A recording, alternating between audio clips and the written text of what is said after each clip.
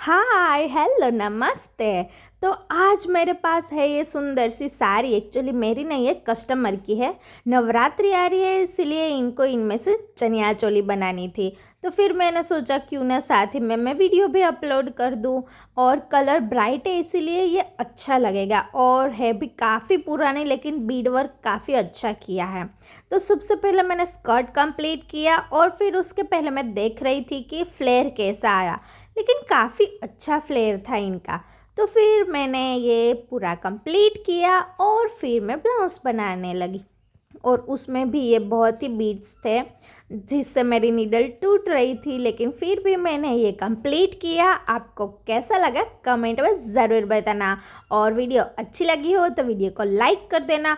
और नवरात्रि आ रही है इसलिए मैं ऐसे ही और वीडियो बनाने वाली हूँ। अगर आपको देखना हो तो मेरी चैनल को सब्सक्राइब ज़रूर कर देना। Bye bye.